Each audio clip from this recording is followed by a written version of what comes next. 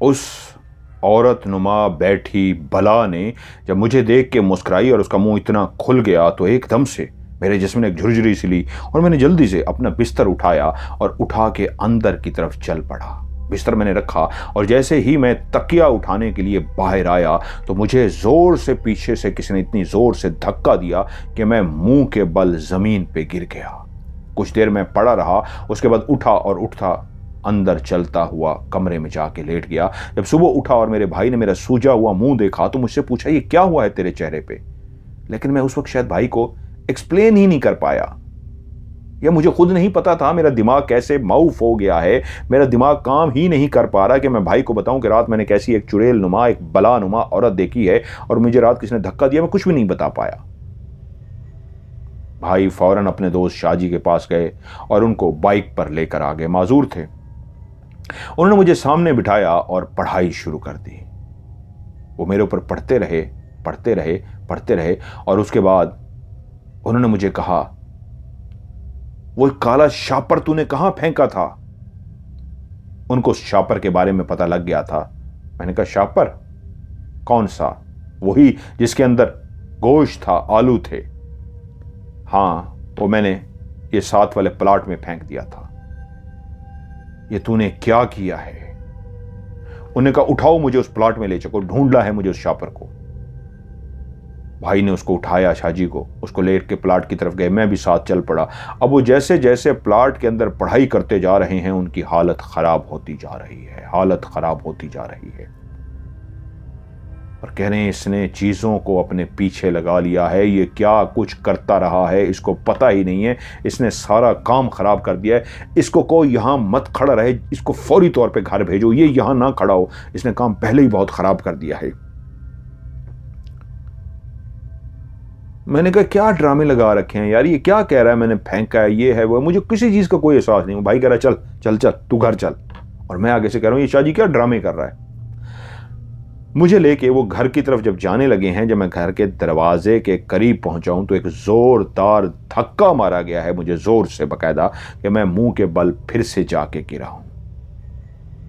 और जैसे ही मुंह के बल गिरा हूं तो वो शाहजी जो पहले ही लाल पीला हो रहा था पढ़ाई करते, उसकी हालत अजीब हो रही थी, वो बोला, ये शापर ही इसके मत्थे पे पड़ा है, इसको किसने कहा था उठा के फेंक दे, इसको क्या दिया गया इसको पता ही नहीं था और इसने उठा के सारा फेंक दिया, ये इसके मत्थे पड़ गया है।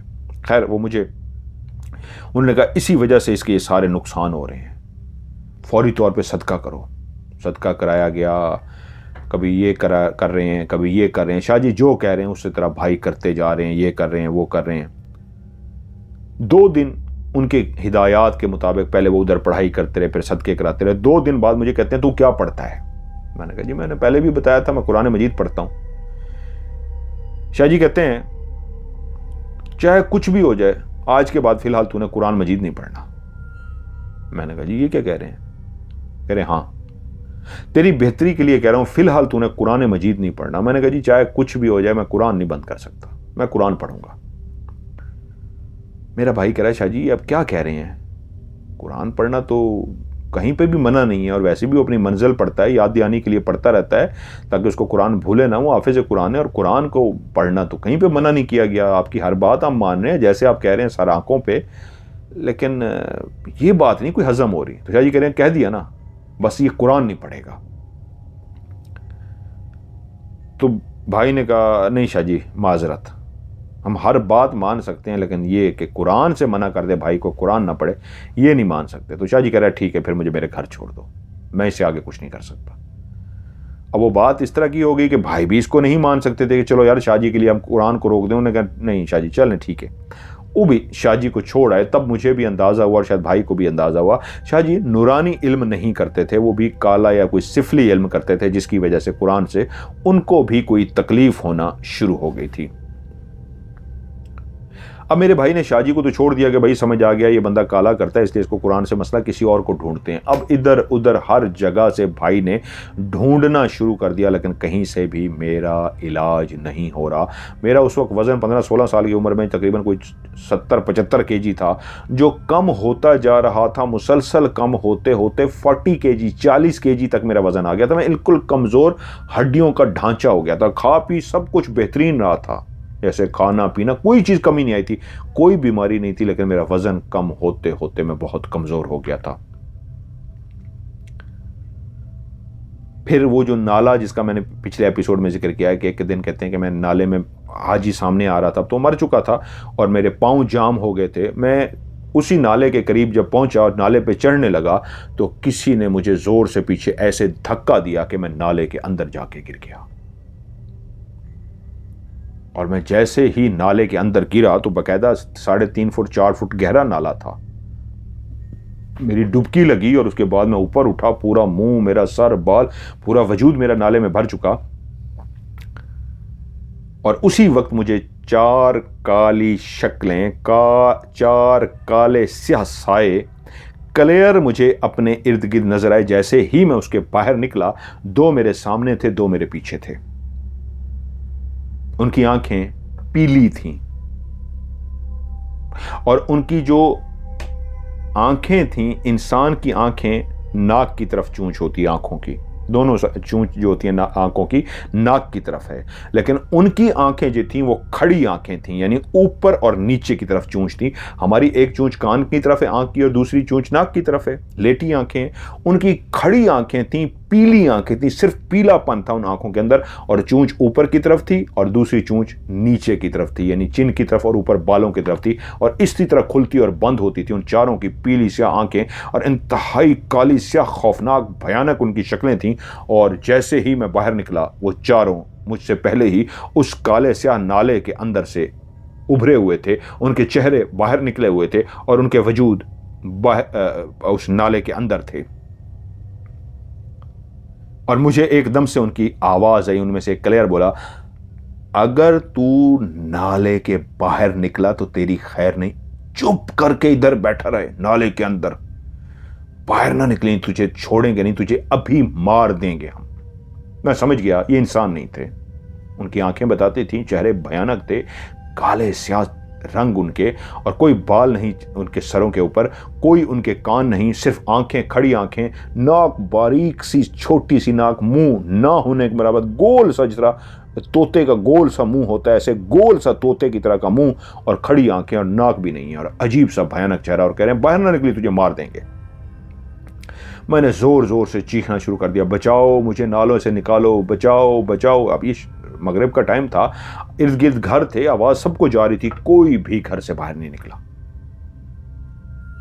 और मैं चीखे जा रहा हूं, भूल गया हूं कि मेरे साथ कौन है और मुझे धमकी दे रहे हैं, बाहर ना निकली तुझे मार देंगे। उनकी परवाह किए बगैर मैं जोर जोर से चीखता रहा। फिर एकदम से मेरे दिमाग में आया कि भाग पड़ूं, क्योंकि जिस जगह मैं गिरा था वो नाले की दीवारें इतनी ऊंची थी, मैं चढ़ने की कोशिश करता, ऊपर चढ़ नहीं सकता था, बहुत ऊंची थी जो साइडें थी। आगे काफी जाके एक रास्ता था, वहां से मैं निकल सकता था। मैंने आगे की तरफ पानी में, गंदे नाले के पानी में गड़क गड़क गड़क करता हुआ आगे चलना शुरू कर दिया। और मैं चलता हुआ जा रहा हूं, चलता जा रहा हूं, पीछे से आवाजें आ रही है, रुक, तुझे कहा है तुझे जान से मार देंगे, रुक। मैं परवाह किए बगैर आगे बढ़ रहा हूं। अब मैं आगे इसी तरह चलता हुआ जा रहा हूं, चलता हुआ जा रहा हूं, तो आगे एक अंकल थे, उनका नाम लिखा, नाम मैं यानी अंकल ही कह देता हूं। तो उनके पास एक टॉर्च होती थी, वो हाथ से यूं उसको फिल किया जाता था, अभी भी मिलती है, उसके अंदर रारियां लगी होती हैं, उसको ऐसे ऐसे करते हैं, वो चार्ज हो जाती है, वो हर वक्त अपने पास रखते थे। उन्होंने मेरी चीखो पुकार सुनी कि गड़प गड़प की आवाज आ रही है, कि नाले में क्या चीज चल रही है। वो पहले डर गए कि ये क्या चीज है काली स्याह जो नाले में चलती हुई आ रही है, तो वो डरे हैं। तो मैंने उनको आवाज दे दी। जब आवाज दी तो वो चौंके, वरना डर के भागने लगे थे। उन्होंने मेरे ऊपर टॉर्च मारी है, और जैसे ही टॉर्च मारी है तो देखा, है ये तो हाफिज है, क्या हुआ है तुझे? मैंने कहा मुझे बाहर निकाला है, मैं अंदर गिर गया हूं। उसी वक्त उन्होंने मुझे जब हाथ पकड़ के निकालने लगे हैं तो पीछे से एक आवाज आई है, एक औरत की आवाज, जो ना सिर्फ मैंने सुनी है बल्कि उन चाचा जी ने भी क्लियर उस आवाज को सुन लिया। आज तू बच गया, आइंदा नहीं बचेगा। क्लियर आवाज आई। जब उन्होंने मेरा हाथ पकड़ा, उसी नाले में से आवाज आई, आज तो तू बच गया, आइंदा नहीं बचेगा। उन्होंने मेरा हाथ पकड़ के जल्दी से बाहर खींच लिया, और वो चौंके और यूं देखना शुरू हो गए कि ये आवाज कहां से आई, जिससे मुझे अंदाजा हुआ वो आवाज उन्होंने भी सुन ली है। वो अपने घर के करीब मुझे ले गए, बाल्टी भर के लाए, पूरी बाल्टी मेरे वजूद पे डाली, दूसरी भर के लाए, दूसरी बाल्टी मेरे वजूद पे डाली, तीसरी बाल्टी भर के लाए, मेरे वजूद पे डाली, और फिर जाके मैं साफ हुआ। और मुझसे बोले चल मैं तुझे घर छोड़ के आता हूँ। और मैं क्या कह रहा हूँ, नहीं मैं चला जाऊँगा। और कह रहे हैं चल चुप कर। मुझे घर तक लेके गए। जब मेरे भाई आए तो कहते हैं भाई मैंने आवाज़ भी इस तरह सुनी है कि आज तो बच गया, आइंदा नहीं बचेगा, और ये नाले में पड़ा हुआ था, संभालो अपने भाई को। मेरा बड़ा भाई पहले ही बहुत परेशान था, हर तरफ से इलाज करने की कोशिश कर रहा था, जहाँ जहाँ पे उसको समझ आ रहा था वो उस तरह करने की कोशिश कर रहा था। लेकिन मेरे साथ जो मामला थे वो बढ़ते इस तरह जा रहे थे। अब यहाँ तक भी होता कि एक दफ़ा मुझे बिस्किट का हाफ रोल नहीं होता, एक डब्बे में होते हैं, एक आजकल पाकिस्तान इंडिया में तो मिलते हैं, हाफ रोल होता है एक पैक हुआ हुआ, किसने मेरी कमर में मारा ज़ोर से। मैंने मुड़ के देखा, पीछे कोई भी नहीं है, देखा नीचे एक बिस्किट का हाफ रोल पड़ा, मैंने उठाया, खोल के खा लिया। वो खाना गलत था, मेरे लिए नुकसानदेह था, मैंने खा लिया। लेकिन हो क्या रहा था, कभी पत्थर मुझे लगता था, कभी तेजी से कोई सामने की तरफ से गुजर जाता था, कोई शां करके गुजरता था, कोई कान में आके ऐसी आवाज निकालता था जो अजीब व गरीब होती थी, कोई साइड से गुजर रहा, मुसलसल मेरे साथ हो रहा। और मैं जैसे दिमाग मेरा माउफ है, मुझे कुछ समझ आ नहीं रही। मेरा काम क्या है, जैसे ही रात होती है मैं कुरान मजीद के अपने 2-3 सिपारे पढ़ता हूँ और उसके बाद सो जाता हूँ। और हो ही जा रही हैं चीज़ें, हो ही जा रही हैं, मामलात दिन ब दिन ख़राब होते जा रहे हैं। और ऐसा भी होना शुरू हो गया कि शाम को अगर मैं अकेला जा रहा हूँ तो मुझे थप्पड़ पड़ गया, बड़ा ज़ोरदार थप्पड़ पड़ा, और मैं भाग पड़ा हूँ। लेकिन भाई को बता नहीं पा रहा, एक्सप्लेन नहीं कर पा रहा। क्यों? ऐसा नहीं कि मैं बताना नहीं चाहता, जैसे मेरा दिमाग माउफ कर दिया हो, मेरा दिमाग बंद कर दिया हो कि ये किसी को बता ना सके, जादू के जैसे जेर असर आ जाता है। कभी कमर पे थप्पड़ पड़े, कभी गाल पे थप्पड़ पड़े, और एक दफा मेरे बाल पकड़ लिए गए, मैंने बाल छुड़वाए, देखा पीछे कोई नहीं और मैं भाग पड़ा। अब बहुत सारे मामला मेरे साथ खराब हो गए थे, लेकिन मुझे खुद भी समझ नहीं आ रही थी। और ये सारा जो टाइम पीरियड है ये 1.5 साल का है तकरीबन। वालिद साहब की मौत वाक़ई होती है, उसके बाद 2003 में वो जब ऊपर लेट के पढ़ रहा है और 2 हाथ आता है, अस्सलाम वालेकुम कहता है, और ये कहते हैं वालेकुम अस्सलाम, और 2 दिन बाद 2 इंसान के रूप में जिन आते हैं जो नेक बुजुर्ग जिन थे, और इसको पढ़ने के लिए एक आयत देते हैं। उसके बाद से मामलात शुरू हैं, और ये कब तक रहे? तकरीबन 1.5 साल ये मामलात रहे। लेकिन अब मामलात अभी तक जारी हैं। ऐसा भी हुआ कि मैं एक जगह पे चलता हुआ जा रहा हूं और बाकायदा किसी ने मेरे लिए खाने के लिए कोई मीठी चीज रखी हुई है, और मेरे लिए ही रखी है। मैं गया, उठाई, खा ली है, जो मुझे नहीं खानी चाहिए थी। उन मीठी चीज़ों के खाने के वजह से मैं मज़ीद उनके ज़ेरे असर जा रहा था, उन बुरी चीज़ों के ज़ेरे असर जो मुझे बिस्किट मार के देती थी कि बिस्किट खाओ, और मैं चुप करके खा लेता था। जलेबी है तो मैं चुप करके खा लेता था, मिठाई है खा लेता था, थप्पड़ भी पड़ रहे हैं, सब कुछ हो रहे हैं, मैं चुप करके चली जा रहा हूँ। वाक़यात कह रहे हैं, मैं लिखने पे आऊँ, कहते हैं सर बहुत लंबे वाक़यात हो जाएंगे, छोटे छोटे वाक़यात। कभी इस दर से गुजरते देखा, कभी उस सामने छत पे देखा, कभी देखा वो दीवार पे कोई बैठा हुआ है, कभी देखा वो उधर से कोई गुजर के गया है, कभी वो 2 खड़े हुए हंस रहे हैं, कभी देखा छत पे, मुसलसल। और एक दफ़ा पिंडी में ही एक धोबी घाट था, पहले अब भी शायद हो, एक ख़ास एरिया का उन्होंने नाम बताया, वो मैं नहीं बताऊँगा, कि इशा का टाइम होगा, उन दिनों में इशा 9 बजे होती थी। मैं उस धोबी घाट से गुजरने लगा हूं तो गुजरते हुए मेरी निगाह पड़ी है एक कमरा जिसके अंदर लाल कलर की रोशनी है, और मैं रुक सा गया हूं कि ये कमरा कहां से आया। ये कमरा तो पहले यहां पे नहीं था, है मैं तो आता रहता हूं, तो ये कमरा कहां से बन गया। वो एक सिंगल सा कमरा बना हुआ है, ईंटों का बना हुआ, और उसके अंदर लाल कलर की रोशनी है, जैसे बल्ब की रोशनी होती है वैसी नहीं, एक लाल कलर की, लाल सुर्ख कलर की रोशनी है। मैंने उसको खड़ा होकर अभी सिर्फ देखा ही है कि उस कमरे के अंदर से एक औरत निकली है। जैसे ही वो औरत बाहर आई है, उसकी आंखें बिल्कुल सफेद थीं, उसके बाल खुले हुए थे, उसके लिबास में उसने एक फ्राक पहन रखी थी। बच्चियां जिस तरह ईद के दिनों में एक फ्राक पहनती हैं, वैसे ये फूली फूली सी होती है। उसको बनाया इस अंदाज में होता है कि घघरा जिस तरह होता है, घाघरो होता है, वो तो लिपट जाता है आपस में, और एक ड्रेस स्पेशल बनाया जाता है, प्रिंसेस का बनाया जाता है, या बरतानिया में वो पहनती हैं, जो शहजादियाँ होती हैं उसके अंदर तो बाकायदा एक फ्रेम होता है गोल किस्म का, उसके अंदर वो लिबास पहनाया जाता है, वो फूला फूला सा होता है, खुला खुला सा होता है। लेकिन बच्चियों के कुछ फ्रॉक इस तरह के स्पेशल बनाए जाते हैं जो फूले फूले से नजर आए, यानी गिरे ना पड़े हों, ऐसे तार लगा दी जाए या पतरी लगा के उनको फुला दिया जाए। तो ऐसा ही एक लिबास उसने पहना हुआ जो फूला फूला सा था, और उसकी आंखें बिल्कुल सफ़ेद, और जो वो चलती हुई आ रही है तो उसके पाँव ज़मीन पे टच नहीं हो रहे, उसके पाँव ज़मीन से ऊपर हैं, उसके बाजू हिल नहीं रहे, बाजू उसने ऐसे लगा के रखे हुए हैं, और वो उड़ने वाले अंदाज में बाहर की तरफ आ रही है। उसका वजूद बिल्कुल हिल नहीं रहा, ना पाँव ना हाथ ना टांगे, कुछ भी नहीं हिल रहा, और सफ़ेद आंखों से ऐसे घूरते हुए मेरी तरफ आ रही है कि आज तुझे नहीं छोड़ूंगी, आज रात इसी लम्हे तेरा आखिरी वक्त है, तुझे मैं मार डालूंगी। और वो इतनी भयानक है, ऐसे हाथ, बगैर उसका वजूद हिल रहा, पांव जमीन पे नहीं है, और उसी लम्हे जैसे ही वो मजीद करीब आई, मैं अभी तक खड़ा हूं, मैंने देखा वो जो पांव हिल नहीं रहे थे, साकित थे, वो उसके पांव खुद ब खुद पीछे की तरफ मुड़ गए। और जैसे ही पीछे की तरफ मुड़े हैं, पूरा वजूद नहीं हिला, पूरा वजूद साकित है, गुस्से में मेरी तरफ देख रही है, बाल उसके लहरा रहे हैं, जबकि हवा नहीं चल रही तेज की हवा उसके बाल लहराएं, लेकिन खुले बाल लहरा रहे हैं। और जैसे पाँव मुड़े हैं मैंने दौड़ना शुरू कर दिया, और उसी वक्त उसकी जब पाँव मुड़े हैं तो उसके मुंह से एक आवाज़ निकली है, मैंने कहता है दौड़ना शुरू कर दिया। मैं पहली दफ़ा डरा था, अभी तक इतना शदीद नहीं डरा था, लेकिन आज मेरी जान निकल गई। वो इतनी भयानक थी, कहते हैं सर मैं आपको एक्सप्लेन नहीं कर सकता। उसकी आंखें सिर्फ सफ़ेद नहीं थी, उसका चेहरा काला स्याह था, बाल खुले हुए थे, लेकिन वो कोई डाइन लग रही थी, भयानक चुड़ैल लग रही थी, बहुत भयानक थी। मैंने उसकी झलक ही देखी थी। उसका फ्रॉक ऐसे था जैसे पठान एक ख़ास किस्म का कपड़ा पहनते हैं, पठानों के कलर का एक ख़ास किस्म का कपड़ा था, और फ्रॉक इस तरह खुली हुई थी, और उसके पाँव जब मुड़े हैं मैं भाग पड़ा हूं। बहुत खौफनाक थी।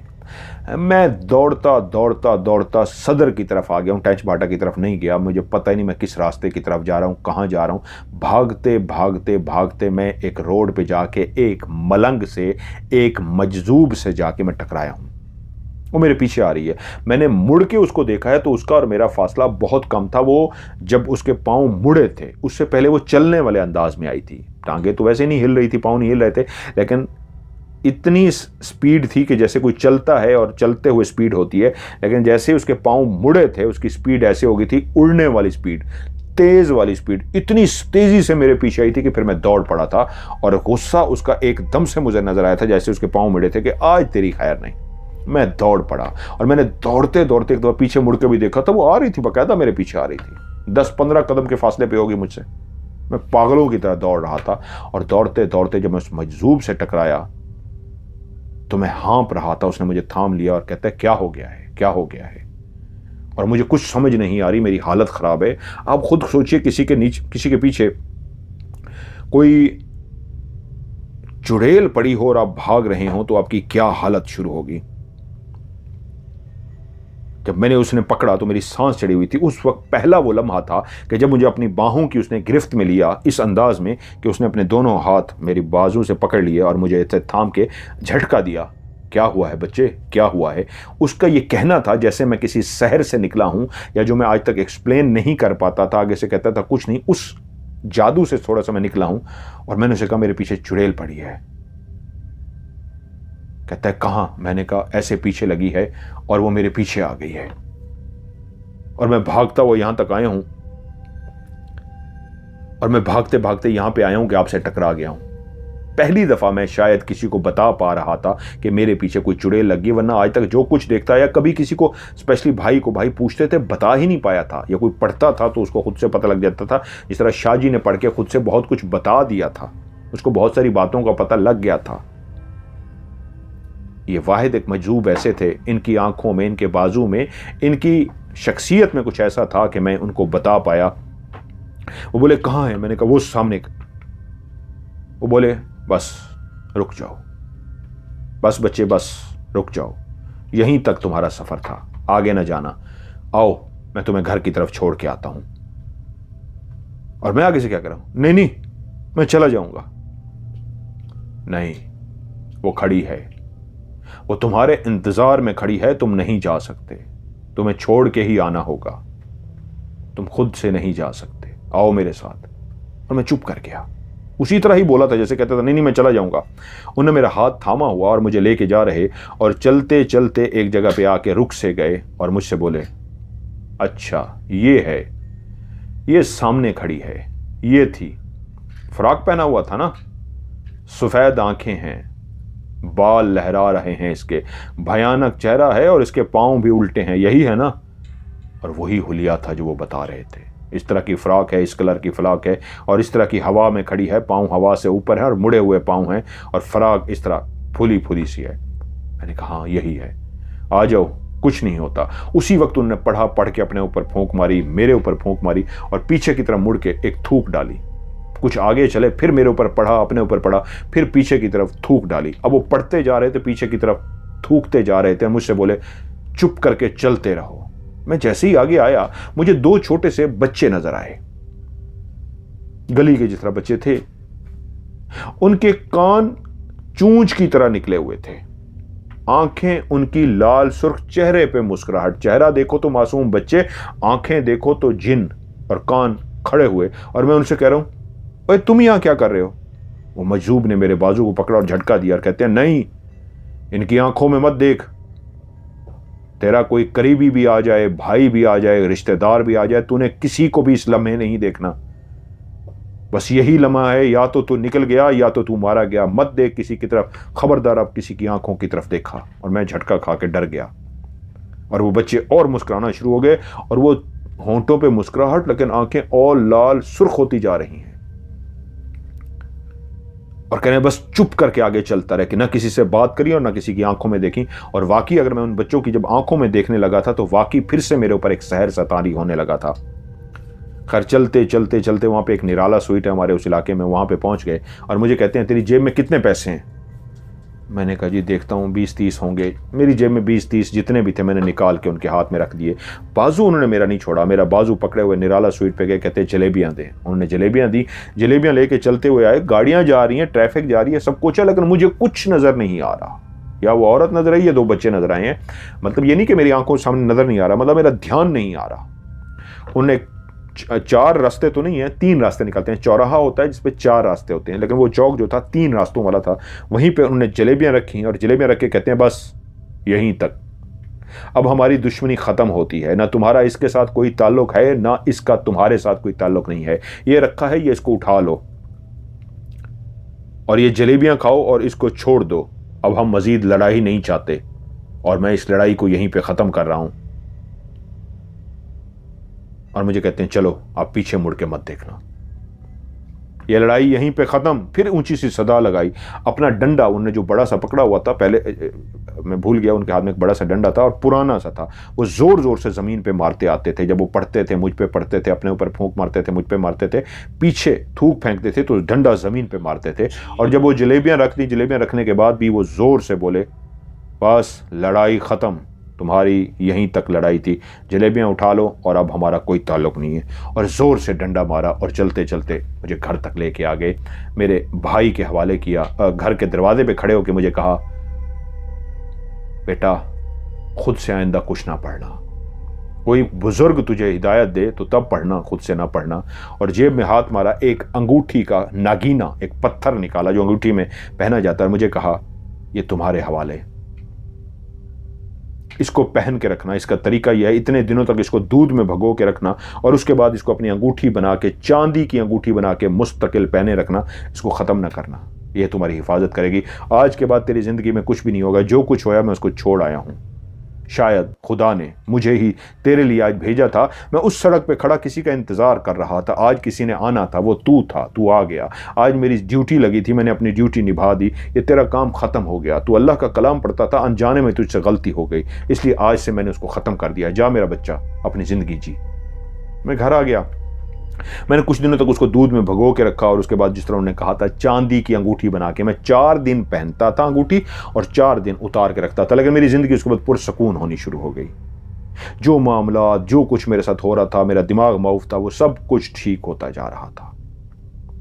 लेकिन उस अंगूठी को मैं 4 दिन पहनता और मेरा कमरा लॉक होता था, उसकी चाबी मेरे पास या मेरी अम्मी के पास होती थी, और कमरे को लॉक करने के बाद मेरी एक अलमारी थी, वो लॉक थी, उसकी चाबी सिर्फ मेरे पास थी। मैं उसको लॉक करके, मुझे अंगूठियों का बहुत शौक था, कई अंगूठियां थी, मैं वो अंगूठी उसके बीच में रख देता था। लेकिन एक दफ़ा जब पहनने के लिए मैंने अपना कमरा जो लॉक था उसको खोला और अपनी अलमारी को खोला, और जैसे ही अंगूठियों का वो बॉक्स खोला, सारी अंगूठियां जो कीमती थीं, मेरे लिए तो यही कीमती थी, लेकिन जो बेशकीमती अंगूठियां थीं वो सारी वहीं पे मौजूद थीं। वो चांदी की अंगूठी जिसमें उस मजजूब का, उस फ़कीर का, उस मलंग का दिया हुआ वो नागीना था, वो पत्थर था, वो गायब हो गई थी। अनबिलीवेबल, नामुमकिन था कि उस लॉक में से गायब हो जाए, लेकिन वो गायब हो गई थी। लेकिन जो वो मलंग पढ़ने के लिए, करने के लिए मुझे बता गए थे, वो मैं करता रहा। अंगूठी तो इजाफी चीज़ थी। और फिर 2007 में आपका राज प्रोग्राम शुरू हुआ, वो मैंने बाकायदगी से देखना शुरू किया, और उसके बाद जब आपकी ऑफ कैमरा स्टोरीज आई हैं, आज ज़िंदगी में मैं जितना भी परेशान हूँ, मैं आपकी ऑफ कैमरा स्टोरी नहीं छोड़ता। एक हाथ में मेरा काम हो रहा होता है, दूसरे हाथ में मेरे कानों में वो हेडफोन लगा होता है। नशा है एक आपकी ऑफ कैमरा स्टोरीज़ का, जो मैं हर सूरत सुन के रहता हूँ। अगर बीच में गैप आ भी जाए तो फिर मुसलसल कवर करने की कोशिश करता हूँ। मेरी ज़िंदगी का अहम तरीन हिस्सा आपकी ऑफ कैमरा स्टोरी हैं, और आप जिस अंदाज में सुनाते हैं बहुत अच्छा लगता है। आपकी राज प्रोग्राम से मेरी ज़िंदगी में मुझे बहुत कुछ सीखने को मिला। पहले भी बहुत कुछ झील चुका था, लेकिन राज ने बहुत हौसला दिया और बहुत कुछ सीखने को मिला। अभी मेरी ज़िंदगी में और भी बहुत सारी कहानियाँ हैं दोस्तों की, मेरी और भी, अगर आप इजाज़त देंगे तो वो भी मैं आपको भेजना चाहूँगा। तो हाफिज़ भाई, मैं आपसे रिक्वेस्ट करूँगा, मैंने आपको एक वॉइस मैसेज भी किया है कि आप ज़रूर मुझे अपनी कहानियाँ भेजिए जो सच्ची और हकीकत पर मबनी ये कहानियाँ हैं, तो इसको मैं बहुत जल्द हॉरर स्टोरी में शामिल करूँगा।